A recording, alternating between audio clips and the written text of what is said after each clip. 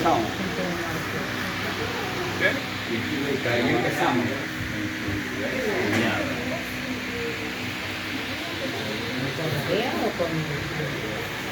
La cita específica que nos habían enseñado en la Universidad de La Plata, de la cual yo egresé, en educación física, sobre el trato humano que deberían tener las cárceles, y citaba un texto de Zaffaroni que nosotros después, digamos, lo citamos en ese proyecto y lo llevamos a hacer rugby en la cárcel.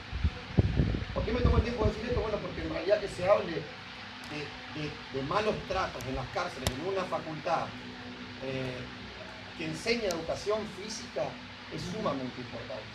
Es sumamente importante, sobre todo pensando que la educación física es bien práctica, agarramos todos los cuerpos por igual, les enseñamos tal. Nada, en ese momento se nos ocurrió hacer algo distinto. Queríamos, en esa locura del 2016, armar un equipo entre penitenciarios y personas privadas de su libertad para jugar al rugby juntos y que eso disminuya la tensión que había en lo general, porque obviamente lo que decía en ese texto es que en todas las cárceles de Latinoamérica se producen tratos inhumanos. Crecimos, avanzamos en el proyecto, fuimos variando y mutando con el tiempo y nos encontramos haciendo rugby, nos dejaron entrar y con otras problemáticas que tenían las personas que estaban privadas de su libertad, independientemente de los malos tratos, que era la falta de acceso a la educación, la falta de acceso al trabajo, la mayoría de las personas eran analfabetas, bueno, falta de reconocimiento personal, inclusive se veían básicamente como presos, no como personas. A partir de ahí nosotros fuimos creciendo y fuimos contando nuestra historia en diferentes lugares y vinimos acá a trabajar con la Fundación Espartanos, que es la que está dentro de este penal. Y bueno, por cómo veníamos trabajando, nos ofrecieron hacer una cancha de rugby con las dimensiones correspondientes, reglamentarias, en el penal de El Dorado. Esa cancha de rugby nosotros la utilizamos para decir, bueno, el que quiere utilizar la cancha tiene que cumplir con ciertos requisitos. Y nos ayudó a mejorar la escolaridad, nos ayudó a mejorar la participación en las capacitaciones en oficio y también la conducta y el comportamiento de las personas para que después vayan confiando en nosotros y ganar confianza para poder participar de todos los proyectos que teníamos en mente.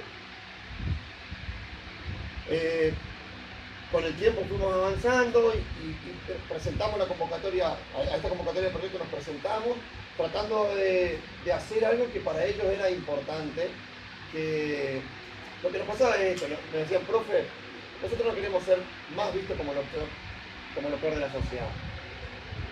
Y lo que nos pasaba es que el penitenciario también se lo veía de esa manera. O sea, las noticias que surgen del servicio penitenciario generalmente son que afanaron algo, o que torturaron a alguien, o que hubo un motín, digamos. O sea, esas son las noticias por las cuales el servicio penitenciario tapa en los diarios. Y entonces pensamos en ese momento con Ignacio en hacer un proyecto propio de misiones que incluya la carpintería y que pueda incluir al servicio y a los jugadores de rugby de los toros.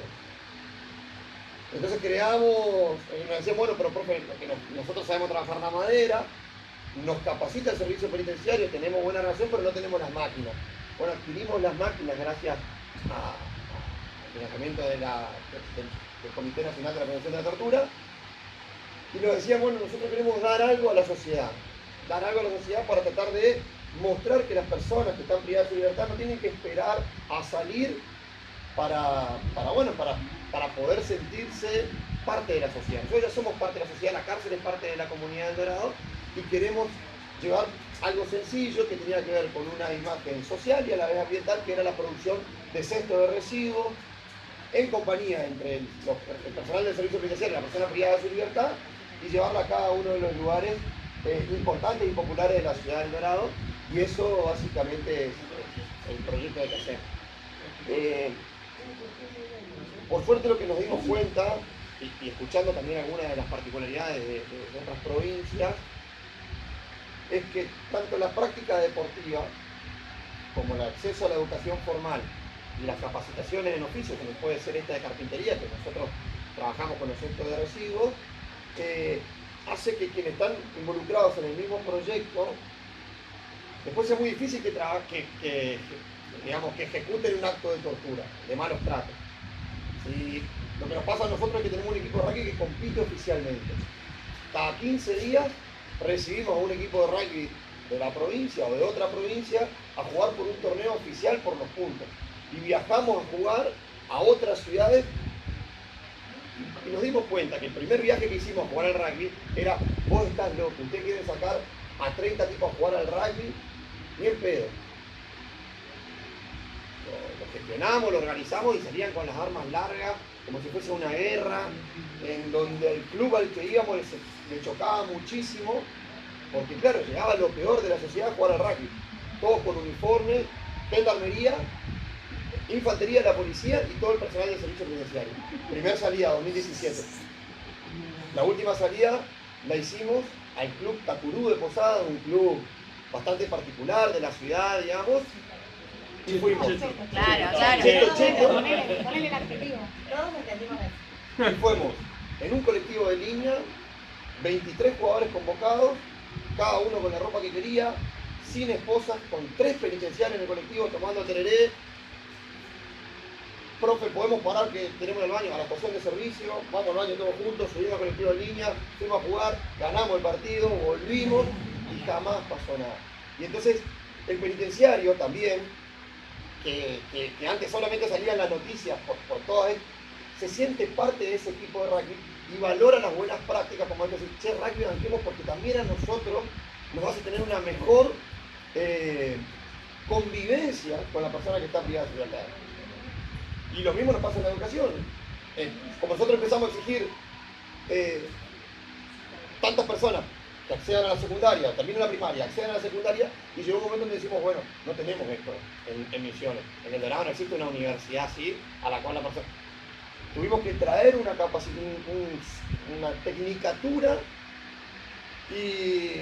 ¿qué fue? Tecnicatura administrativa contable. Súper difícil cuando esperábamos algo agropecuario, algo de la carpintería, pero igual. Ayer tuvimos el primer egresado jugador de rugby que inició en la primaria, terminó la secundaria y se recibió de técnico administrativo contable con 2 penitenciarios, haciendo los trabajos juntos, haciendo el trabajo final juntos.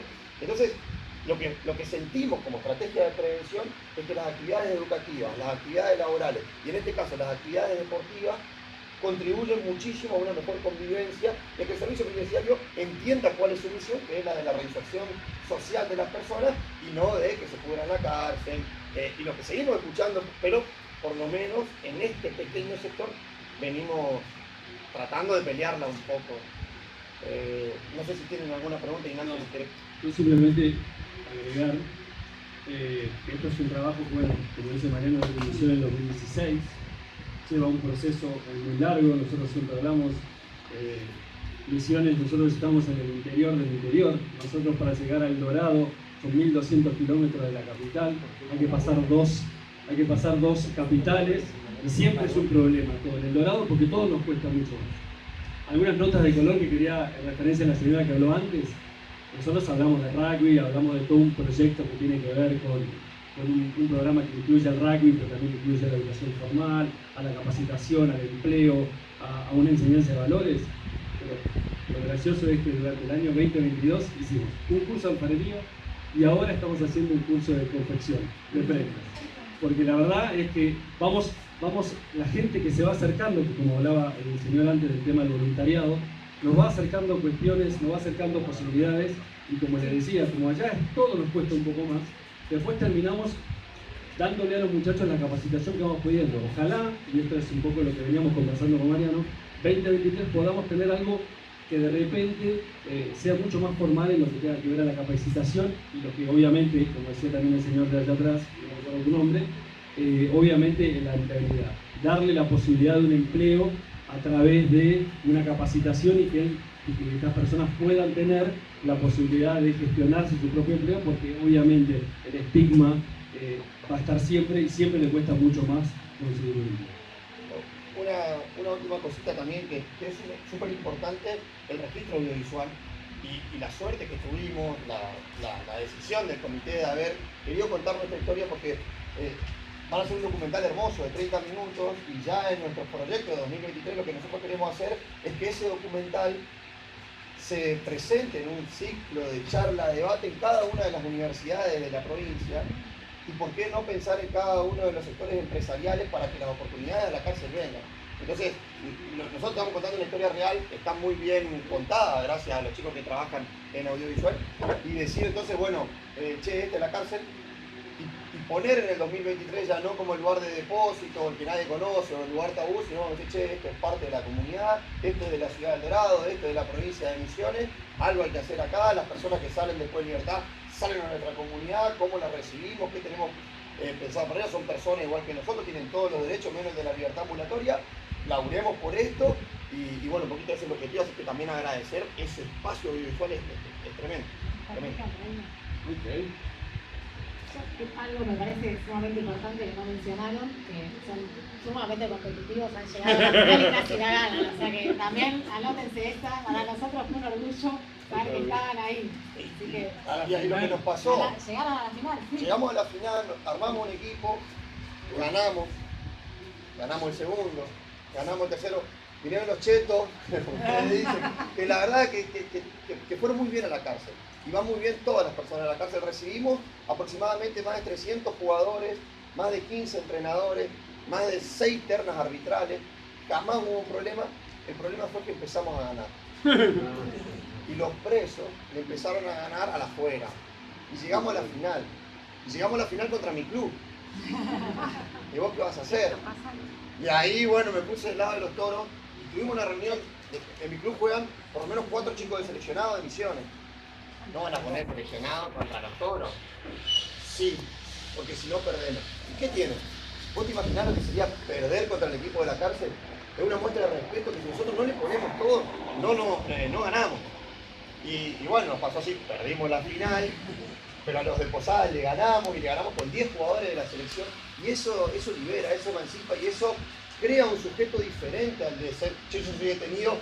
Y ese tatuaje de antecedentes penales empieza a taparse con, bueno, terminé la primaria, terminé la secundaria, hoy soy deportista. Otro valor. Tanto ruido hicieron que tenemos una disputa con la Unión de Rugby Argentina, no sabemos si con la Unión de Rugby Misionera, que dijeron, che, hasta acá está bien, ahora tratemos que 2023, que los presos jueguen con los presos y que las personas jueguen con las personas.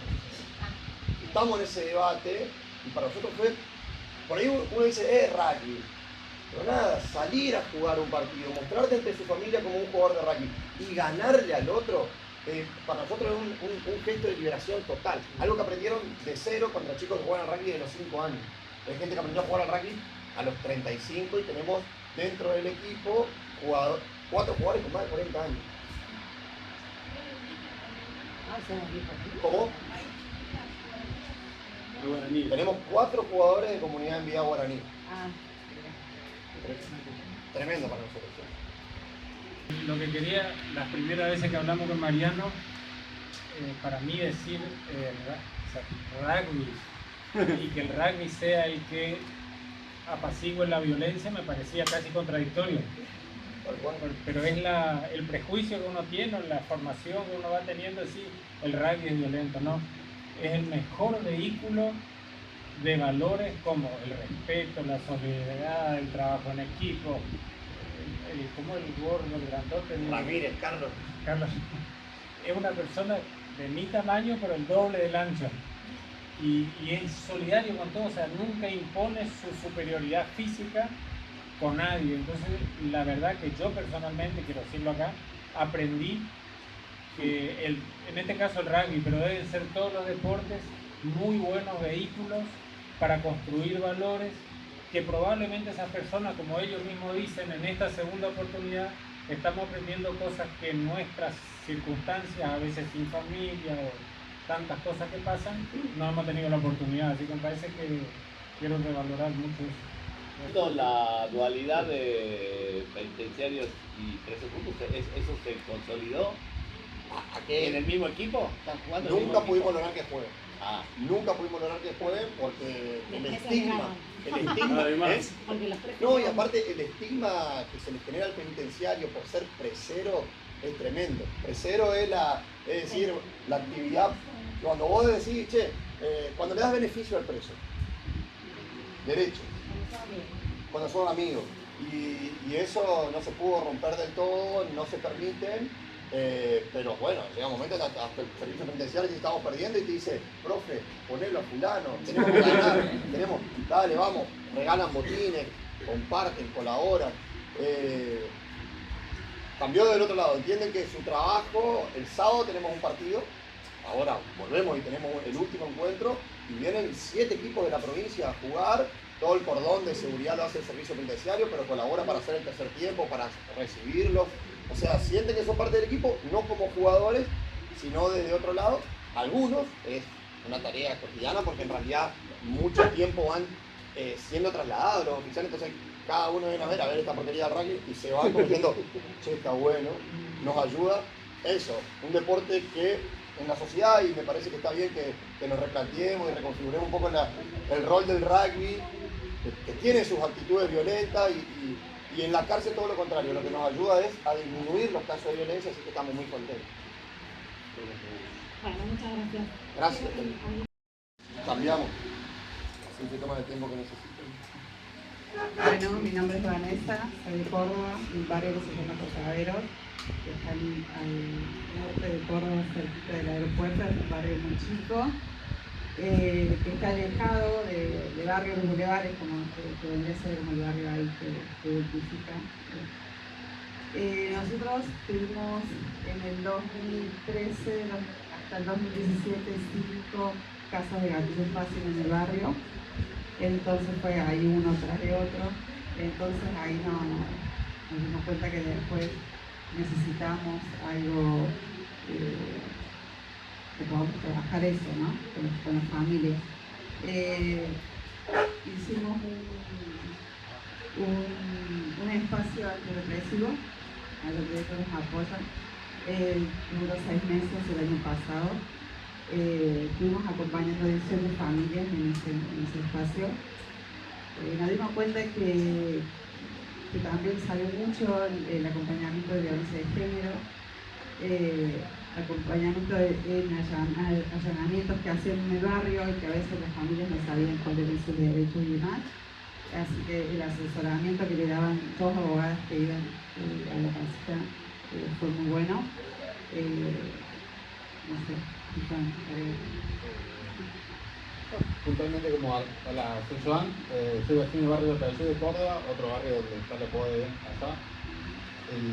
No, remarqué esto que marcaba Vane, que más allá de los 6 meses que funcionó el dispositivo con la ayuda del comité, la ayuda sigue estando, la ayuda por parte del espacio de la POE sigue manteniendo para con las familias y sobre todo el acompañamiento de los casos de gatillo fácil, que son una insignia un poco oscura que marca el barrio, que año tras año se llevan a la Marcha de la Horra, que es una marcha que se realiza en Córdoba para denunciar los casos de gatillo fácil, como también los casos de abuso policial, como los abusos para que nos pasen en situaciones de encierro, tanto sea en manicomios, en hospitales monovalentes y para este tipo de lugares de encierro. Y siempre es fundamental tener este tipo de ayudas, como marcaban acá, como marcaba la compañera Catamarca, sobre todo para conocer qué es lo que ocurre alrededor y que no todas las provincias son una isla, como muchas veces ocurre en Córdoba, que durante mucho tiempo se manejó con el código de faltas heredado de la dictadura, donde era muy común que un pibe de un barrio llamado nombrado como zona roja por la policía lo detuvieron a partir de los 14 años simplemente por el hecho de caminar en el centro, por batir una gorra, por andar tirando un carro. Y uno se cría con que eso es lo normal, se cría con que eso es lo que le tocó vivir. Y realmente cuando aparece este tipo de dispositivos con gente que te muestra que tenés otras herramientas, otras posibilidades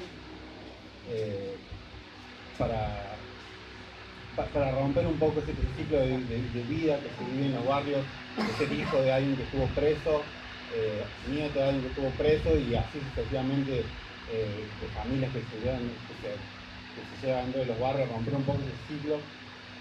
Pero a mí es muy importante eso, como mencionaba mi compañero ahí en Misiones, de que también es muy importante remarcar la ayuda que se da y los espacios de contención que se dan dentro de las cárceles para que justamente salgan y ellos mismos puedan ser quienes rompan ese ciclo. Y puntualmente más nada, agradecer el espacio y la invitación realmente y la ayuda que están brindando en Córdoba, puntualmente en los cortaderos, pero también que lo hemos aprovechado a nivel provincia y a nivel de organización de muy buena manera. Yo agregar, solamente felicitarlo a él, porque estaba escuchando recién que hace con Gatti. Bueno, yo tengo un alumno preso de hace muchos años y él ahora, este año, yo fui hace 3 semanas, y me contó con una alegría terrible de que está haciendo Gatti, ese entusiasmo que tiene ahora, de que el cuerpo de él tiene músculo porque hace gimnasia, de que iba a ir a otra cárcel a jugar con otros compañeros, y darnos cuenta nosotros como familia, eso es muy lindo, la verdad. Así que bueno, pero felicitarte por eso, porque a él nos ayuda un montón, y a nosotros como familia nos da una paz de saber que ellos están ocupados, que tienen su mente ocupada, y que bueno, y que el tiempo que tengan que estar, van a estar bien. Gracias. Sino con poder generar espacios donde pudiéramos reunirnos con distintas organizaciones que son quienes están en los territorios, los que trabajan con las personas que están privadas de libertad, o quienes trabajan con las personas que están internadas en instituciones de salud mental, y poder trabajar en la primera parte un diagnóstico sobre lo que está sucediendo en la provincia, que si bien lo conocemos, que si bien hace mucho tiempo que lo venimos trabajando desde la militancia y desde la investigación, sin duda que las violencias, los malos tratos, las torturas y la violencia en general va mutando de acuerdo a las circunstancias. No siempre es igual la violencia en Córdoba, no siempre es igual la violencia en las cárceles, no siempre es igual la violencia en las instituciones de salud mental. En el 2015, para contextualizar, en Córdoba se derogó el Código de Faltas, que era un reclamo histórico de las organizaciones, sobre todo de las organizaciones juveniles, que fueron quienes iniciaron la Marcha de la Gorra precisamente con este reclamo como eje fundamental. Se deroga el Código de Faltas con un nuevo Código de Convivencia, donde se derogan algunas de las figuras más cuestionadas, lo que tiene por resultado una disminución abrupta de las detenciones por contravenciones. Entonces aparecía, digamos, en el discurso social, disminuyeron las detenciones, se acabó la violencia contra los jóvenes ahora pueden circular tranquilamente por la ciudad porque ya no los detiene la policía. Bueno, una de las cosas que a nosotros nos preocupa es que no hay un registro sobre cuáles son esas violencias que no mutaron, estaban antes, solo que como la dimensión de las detenciones era tan grande, eran naturalizadas y vistas como, bueno, lo que te pasa, por suerte no me llevaron, digamos. Y bueno, una de las cosas que trabajamos, bueno, también trabajar que era lo que estaba sucediendo en las cárceles, que post pandemia se había dificultado mucho el ingreso de todas las instituciones no gubernamentales, del gobierno de la provincia, y había dificultades para el ingreso de la universidad, dificultades para el ingreso en talleristas, dificultades para el ingreso de la visita está restringida solamente a familiares directos, entonces también había como una opacidad ahí de qué era lo que estaba sucediendo dentro de las cárceles, y ni hablar de las instituciones de salud mental. Hicimos estos talleres que parece como muy abarcativo, pero que a nosotros nos parece que es muy importante porque podemos esbozar, no voy a decir diagnosticar, sino esbozar un estado de situación sobre ciertas prácticas de violencia en la provincia que son claramente malos tratos y o tortura. Por un lado, adentro de las cárceles hicimos talleres diferenciados con las distintas poblaciones y con los distintos territorios, digamos. En la cárcel lo de siempre, digamos, la violencia cotidiana, las salas de aislamiento o el régimen diferenciado se ha mudado, ya no hay un pabellón que sea específico, sino que hay celdas dentro de los pabellones, que son las de los FIES, ficheros de internos de especial seguimiento, que tienen un régimen de detención, sí, de detención que es el de los buzones, digamos, 23 horas y media encerrados, sin posibilidad de salir al patio, etc. Otra de las cosas que siguen persistiendo en las cárceles es la excesiva medicalización con psicotrópicos, obviamente, porque no hay paracetamol, durante toda la pandemia no había paracetamol, pero sí había pastillitas para planchar a los presos en todas las cárceles. Y obviamente la situación que hay con las muertes no investigadas dentro de las cárceles, la cantidad de suicidios o aparentes suicidios que suceden en las cárceles y que no son investigadas. Por supuesto que una de las cosas fundamentales y más, donde hay más riqueza, si se quiere, en el registro y que tiene que ver con la participación de las organizaciones es lo que tiene que ver con la violencia policial. Efectivamente la violencia hacia los jóvenes no ha disminuido, sino que el problema es que ahora no hay registro. O sea, los jóvenes, al no ser detenidos por contravenciones, no queda registro en la comisaría, en la UCA de que han sido detenidos. Sin embargo, sí son demorados, son paseados en patrulleros, son llevados a descampados, son maltratados con golpes, les hacen la cabeza, los amenazan con llevarlos al descampado donde saben que los van a golpear y posiblemente matar, los amenazan con armar causas. Empieza a aparecer mucho más sistemáticamente el acoso hacia las mujeres jóvenes, ¿no? Los policías acosando con acoso verbal de contenido sexual o con expresiones humillantes, o la requisa por parte de policías varones a chicas. Bueno, el verdugueo, el que todo el tiempo le están sacando fotos, que todo el tiempo los están marcando, que cuando hay uno que lo toman de punto, y bueno, te pueden detener 4 o 5 veces en el mismo día en el trayecto que vas de tu casa al laburo, de tu casa donde vas a estudiar, a la universidad, a donde fuera. Otra cuestión que los chicos mencionaron, la cuestión de los casos de gatillo fácil. Córdoba es una provincia en la que la policía mata mucho y muchas de las causas no avanzan si no son los familiares los que se organizan, si no son los familiares los que reclaman, si no son los familiares los que tienen la suerte de construir a su familiar como una buena víctima. En general la versión policial es la que la justicia compra. En muy pocos casos se ha logrado juzgar a los policías. 2 casos paradigmáticos del 2020, 2 por poner 2 que han llegado a juicio, ¿no? Digo, no. Las Correas, que lo habrán escuchado nombrar porque fue noticia nacional, un pibe de clase media que lo matan en un control vehicular en plena pandemia. Joaquín Paredes, en el interior de la provincia, en el norte de la provincia, en Paso Viejo, un pueblo muy chiquito, que lo matan también por estar en la plaza jugando. ¿Por qué señalo estos casos? Estos casos han llegado a juicio. En el caso de Blas, está imputado hasta el jefe de seguridad de la zona sur de la ciudad. Y se está viendo si no se llega incluso a imputar al ministro de Seguridad.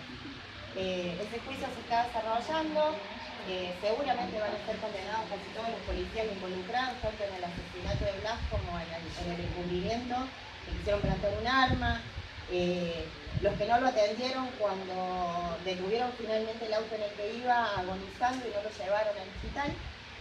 Y el caso de Joaquín, que fue elevado a juicio hace poco, en el cual hay 2 policías imputados, el que disparó y uno que tiene una imputación leve, y que bueno, estamos esperando que la justicia de Cruz del Eje investigue. Otra cosa que quería agregar eran las instituciones de salud mental. Nosotros estuvimos trabajando sobre todo cuestiones que suceden en los lugares vinculados al consumo de drogas, a los tratamientos por consumo de drogas, y señalar algo que el comité conoce porque lo han visto. En Córdoba hay una institución que es el Centro de Prevención de Adicciones, que está al lado de una cárcel, o de lo que era una cárcel, y ahora es una UCA, una unidad de contención del aprendido. Y bueno, lo que está pasando ahí es realmente catastrófico. Pibes que llegan detenidos por cualquier cosa y que terminan ahí medicados sin que nadie les informe sobre cuáles son los efectos que tienen las drogas que les suministran.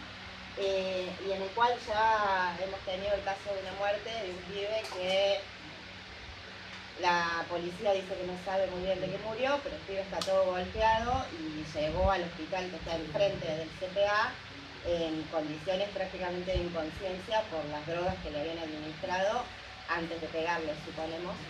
Y que bueno, es un caso que también se está peleando para que se investigue.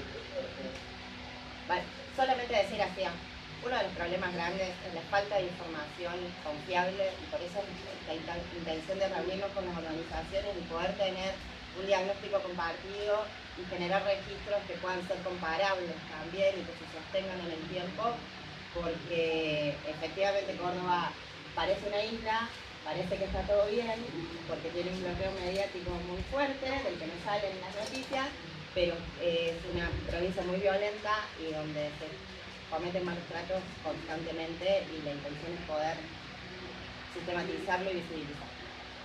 Estamos peleando con otro de los objetivos del mismo proyecto, que era poder generar espacios de información.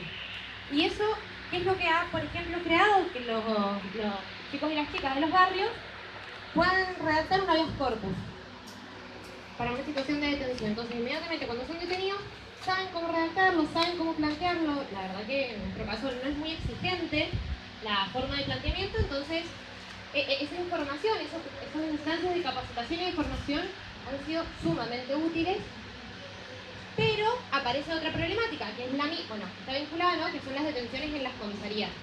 Entonces la posibilidad de que el comité pudiese seguir acompañándonos en la generación de los proyectos, creo que es fundamental, porque le da una continuidad al trabajo que se viene realizando. Por ejemplo, para nosotros ahora, que ya sabemos que el lugar actual donde los sectores populares están siendo torturados o se encuentran en malas condiciones son las comisarías. Entonces, poder extender a partir del relevamiento y el informe que se genera desde el proyecto actual, intervenciones de nuestra organización en comisarías. Eso sería como a partir, ¿no?, de estas situaciones, de los habeas corpus que hemos tenido que estar acompañando y presentando, los requerimientos, las más de 250 situaciones de violencia institucional que hemos podido relevar en los barrios. Entonces, agradecer en primer lugar todo lo que el acompañamiento, el financiamiento, porque obviamente en la situación actual actuar de una manera solamente voluntaria, sin tener un financiamiento, reduce un montón el recurso y los resultados y la información que se genera.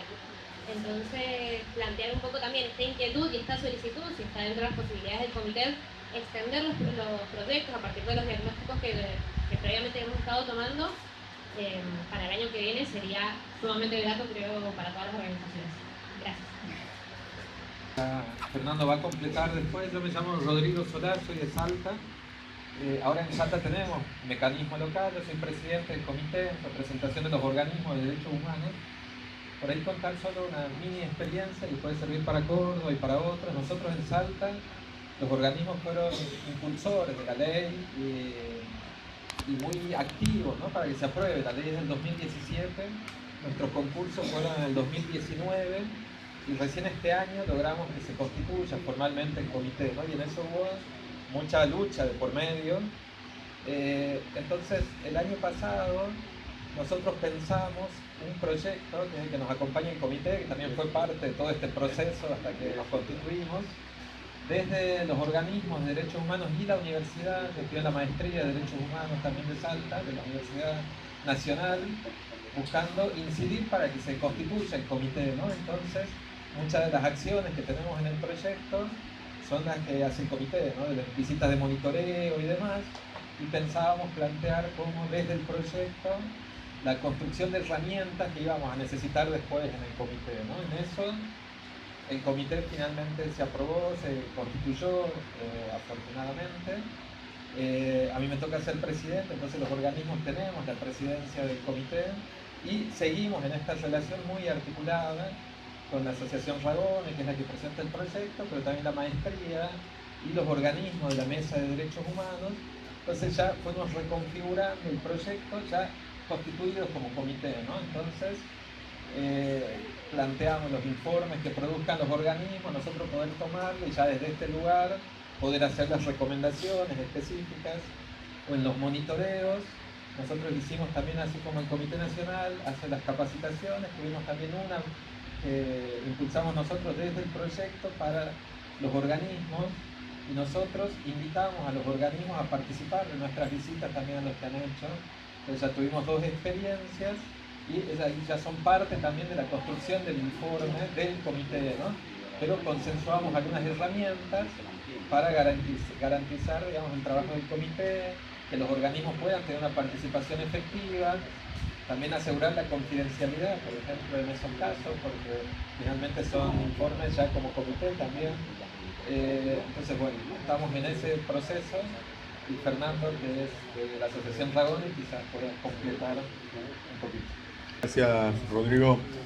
Sí, yo solamente contarles que creo que desde los organismos de derechos humanos en Salta, el mayor logro que tuvimos fue la constitución del mecanismo local con el comité en febrero y recientemente el Consejo Consultivo.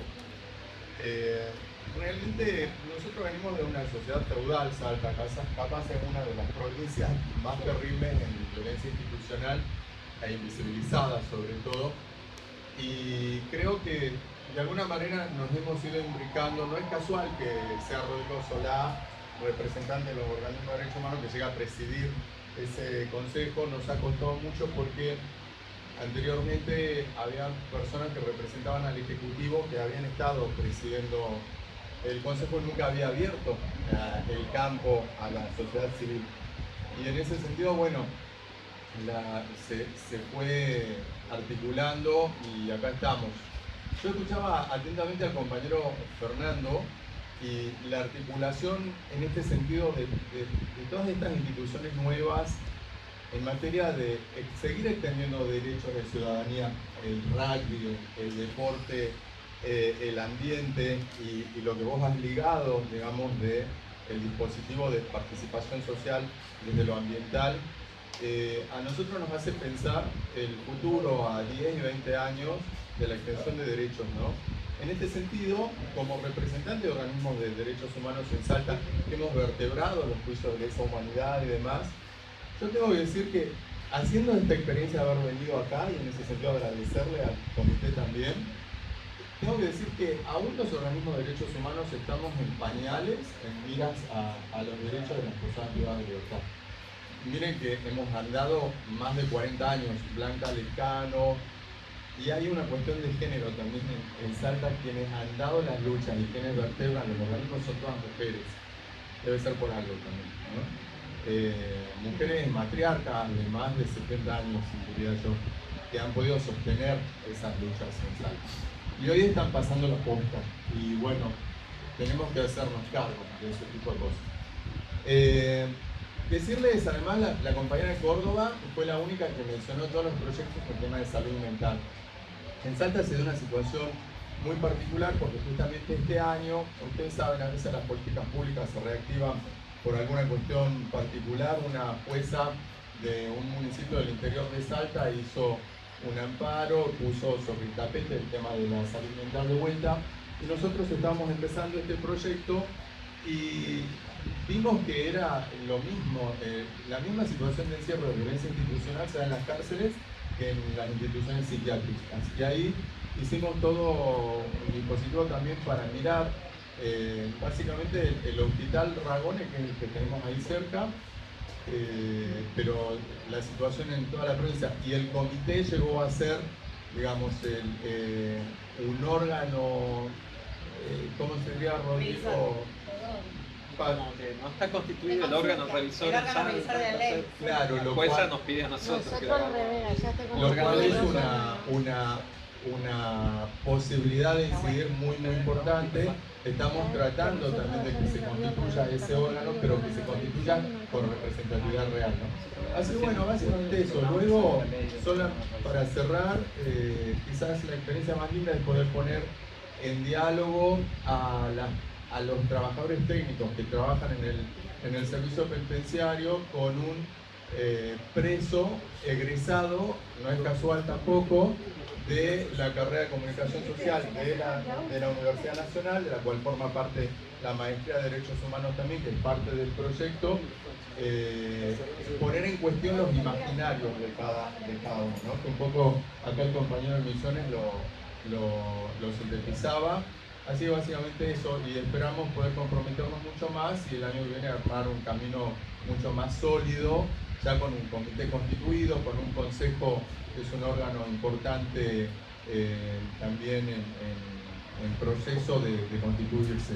Y una última cosa quería decir, yo desde que empecé a participar en todo esto, no deja de sorprenderme la capacidad que tiene el Comité Nacional de no centralizar, porque de verdad creo que quienes hemos transitado instituciones, todos esperamos la verticalidad y la centralización. Y ustedes constantemente nos están expulsando en ese sentido. Digo, expulsando en el buen sentido de la palabra, cuando uno cree que con quién tiene que hablar, que el presente que es lo más importante de lo que aprendimos, las malas mañas que aprendimos todos. Así que ese aprendizaje, que yo no sé si es consciente de parte de ustedes, se lo quiero agradecer, porque a nosotros nos sirve muchísimo para seguir consolidándonos como nuevas instituciones, ¿no?, de defensa de derechos en Salta y en Argentina. Así que gracias. Ambos formamos parte de lo que se llama la Red de Organismos de Derechos Humanos de Entre Ríos, ¿sí? Y que básicamente está conformado por los históricos organismos de derechos humanos, por madres, hijos, familiares, Liga, APDH, que durante 40 años trabajaron por cuestiones de derechos humanos vinculadas al golpe de Estado y que hace unos 5, 6, 8 años retomamos o tomamos como parte central de nuestras problemáticas la problemática de la violencia institucional en general, ¿sí? Desde ese marco, en 2017 también se aprobó por unanimidad una ley de la creación del mecanismo local que el gobierno provincial vino dilatando sistemáticamente, y es esta red de organismos de derechos humanos la que viene ahí pinchando, insistiendo, luchando, remándola para plantear la conformación del mecanismo, ¿no? Ha habido avances, retrocesos, negociaciones, propuestas, contrapropuestas, pero la verdad es que todo lo que se ha propuesto por parte del gobierno ha estado lejísimo del espíritu de la ley, ¿no es cierto? O sea, crearlo con cargos ad honorem y sin financiamiento, por ejemplo. Le decimos, miren, la verdad es que sigamos así nomás. Bueno, en ese marco nosotros supimos por primera vez nos enteramos de la propuesta del proyecto del Comité Nacional para poder llevar adelante un proyecto que en realidad lo usamos como un mecanismo para insistir con la creación del mecanismo en la provincia de Entre Ríos, ¿sí? No tenía que ver con realizar un informe súper exhaustivo, ni ser, digamos, parámetros de cómo se deben realizar las inspecciones, sino que hicimos un proceso de capacitación, de inspecciones. También coincidimos con que uno de los lugares más postergados y en peores condiciones son las comisarías, ¿sí? Las alcaidías, las comisarías y las jefaturas de policía en términos de infraestructura y de trato, ¿no es cierto? Así que bueno, se llevó adelante un proyecto, capaz querés contar un poco vos. ¿Sí? Bueno, en ese sentido nosotros también vimos un poco también por la coyuntura local y territorial, que era necesario coordinar y articular con otros actores sociales de la provincia, que no sea solamente los organismos de derechos humanos, que en nuestra provincia las organizaciones de la sociedad civil son generalmente subestimadas y puestas en un lugar meramente denunciativo. Entonces invitamos a trabajar en este proyecto a la Facultad de Trabajo Social de la Universidad Nacional de Entre Ríos y a la Universidad Autónoma de Entre Ríos a través del área de Derechos Humanos. Entonces eso nos permitió, por un lado, conformar un equipo de monitoreo sobre el objetivo nuestro eran las cárceles y alcaldías en la provincia de Entre Ríos. Allá en las departamentales policiales, si se quiere, en cada departamento de la provincia funcionan como alcaldías judiciales. Y nosotros identificamos por nuestra trayectoria, digamos, y por nuestro recorrido, y porque articulamos también con el Ministerio Público de la Defensa, que para nosotros es un actor clave, no solamente en este proyecto, sino en el recorrido cotidiano, porque también hacemos acompañamiento y asesoramiento jurídico a familiares de víctimas de gatillo fácil, a familiares de violencia institucional o víctimas de violencia institucional, y esa articulación, sobre todo en el acceso a la justicia con las personas privadas de la libertad, para nosotros el único actor hoy por hoy que nos responde el teléfono. Entonces, ese laburo articulado con las dos universidades nos enriqueció a nosotros, porque el grupo que hizo el monitoreo fue conformado por militantes de la Red de Organismos de Derechos Humanos, por alumnos de la Universidad Nacional de Entre Ríos y por docentes de la Universidad Autónoma de Entre Ríos, o sea, con diversas trayectorias en la temática, que fueron los que hicieron el recorrido en cada una de las departamentales policiales. Y aparte también habíamos identificado que las departamentales policiales eran lugares que nadie tenía como, digamos, el Poder Judicial no monitoreaba, el Poder Ejecutivo cree que no hay gente detenida, o sea que esa detención transitoria de las personas que son sospechadas de un delito, no importa en qué condiciones se da. Y nosotros sí hicimos un informe, y a diferencia de los compañeros de Tucumán sí decidimos publicarlo también. Lo que sí no hicimos fue recomendaciones, sino que simplemente conclusiones, y cada uno, digamos, de los capítulos está cada uno de los lugares a los que fuimos con el respaldo fotográfico audiovisual, digamos, de esa recorrida, con una presentación y con unas conclusiones, digamos, y que sí los pusimos a circular, incluso la presentación del informe que nos acompañaron desde el Comité Nacional de Prevención de la Tortura, que para nosotros es muy importante también, porque todos quienes venimos de la provincia sabemos que cuando hay un actor nacional es como que las alertas, como que se abren los ojos, ¿no? Algo que venimos diciendo desde lo local.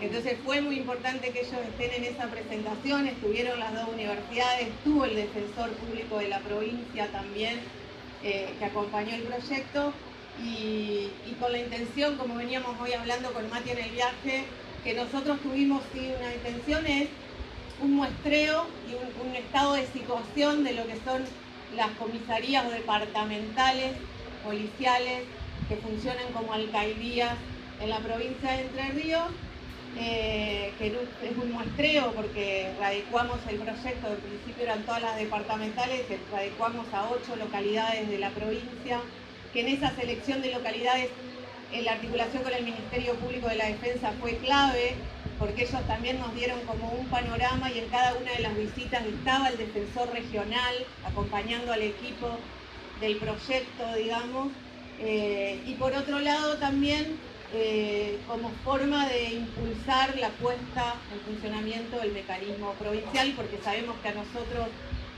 no tenemos ni la estructura, no tenemos ni la forma de poder llegar y de seguir, y por supuesto que, bueno, ya se lo dijimos a los compañeros que viajaron a Entre Ríos, pero también hay una necesidad también de seguir y darle continuidad a este proyecto de alguna otra forma, pero seguir laburando sobre todo con los docentes y con los alumnos que se sumaron al equipo, y también quienes integramos esto, que obviamente no nos resulta para nada indiferente.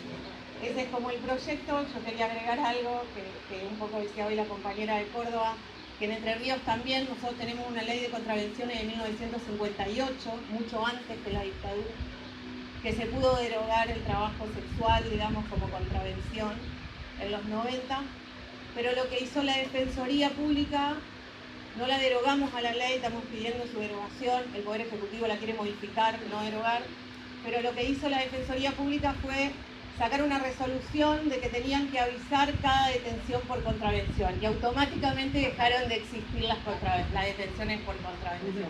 Y sí siguen el paseo, el hostigamiento.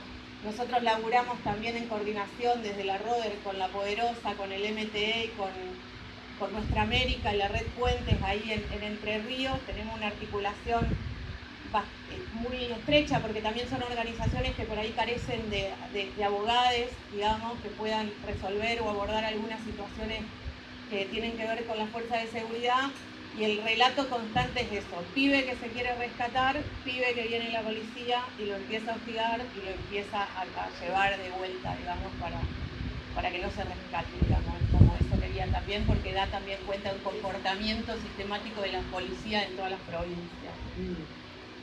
Solo una cosita. Pero piense tranquilo que ya nos vamos a comer con este calor. Falta No. una. Falta una. Falta la respuesta de ustedes. No, que la difusión. Acá no sale nadie.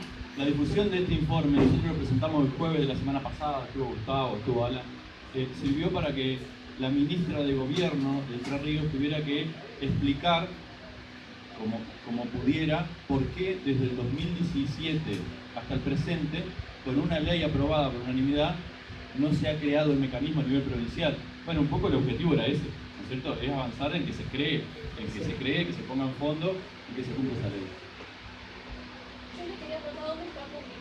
A cada uno, porque, bueno, seguimos atendiendo. Soy Silvia Mutio, soy de Trelew, de Chubut, y me hice un punteo así, porque dije, con lo que me queda y con lo que hay para contar. Bueno, primero traer a la memoria, necesito, es una cuestión moral, solía venir a estos encuentros un compañero trans, ¿sí? Ignacio Ceballos. Ignacio Ceballos, entre todas las historias que nos han pasado este año, se suicidó. Así que bueno, tengo que traerlo porque bueno, él es el que ha venido.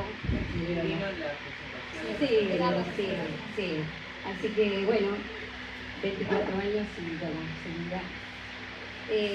Bueno, les leo así muy chiquito un objetivo de esta comisión para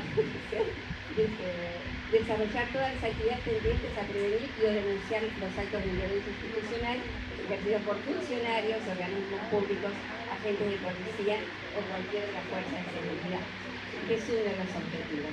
Bueno, Trelew, Chubut, la provincia de Chubut creo que ha pasado quizá a los entes nacionales por todo lo que ha ocurrido, por contar así muy simple, pequeño, bueno, lo que fue en diciembre, ¿sí? En una manifestación de no a la mina, en una defensa del agua, bueno, todo lo que pasó en Rawson, en la capital, bueno, un movimiento, represión, mucha gente de la provincia había viajado a Rawson para que esta ley no se aprobara y se aprobó entre gallos y medianoche.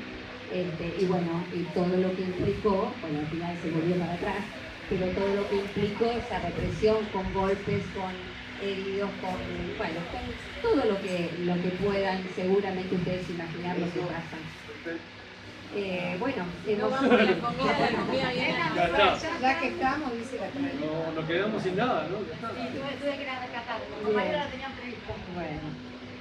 Bueno, así que hemos acompañado a gente que viene denunciando, hay mucho temor, hay mucho miedo. La comisión está conectada, yo no puedo porque soy celíaca, así que no sé qué voy a comer.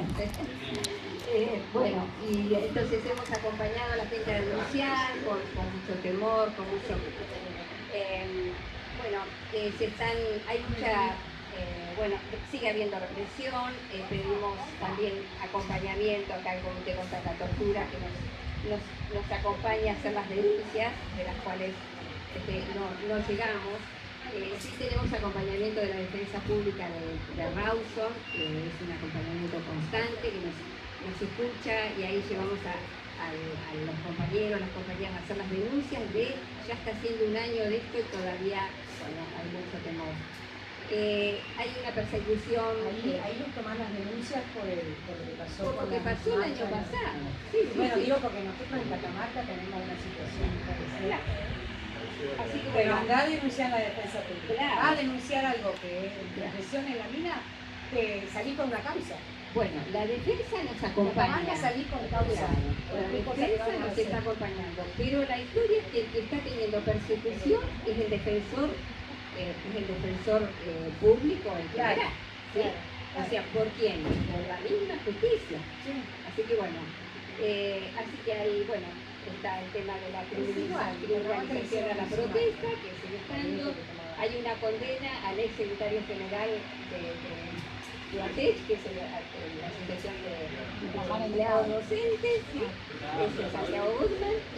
Bueno, y en realidad, bueno, lo que hemos pedido es reuniones con el Procurador General, que vamos a ver si nos la da.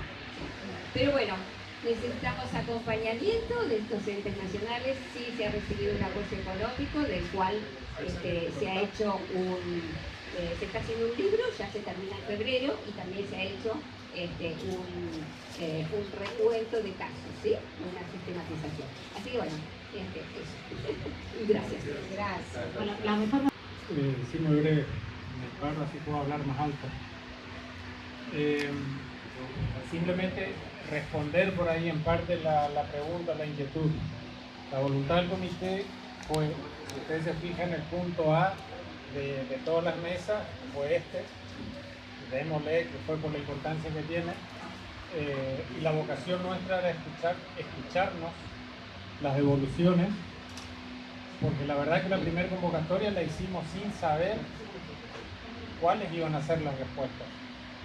Y una diversidad muy amplia, muchísima riqueza. Alguien dijo esto de cómo nos sentimos expulsados, y nosotros la verdad que gratamente dejar abierta la participación de todos demuestra la riqueza que hay en todos los lugares, de cosas que se pueden hacer para mejorar y cumplir los objetivos que todos tenemos por delante, sobre todo nosotros del comité.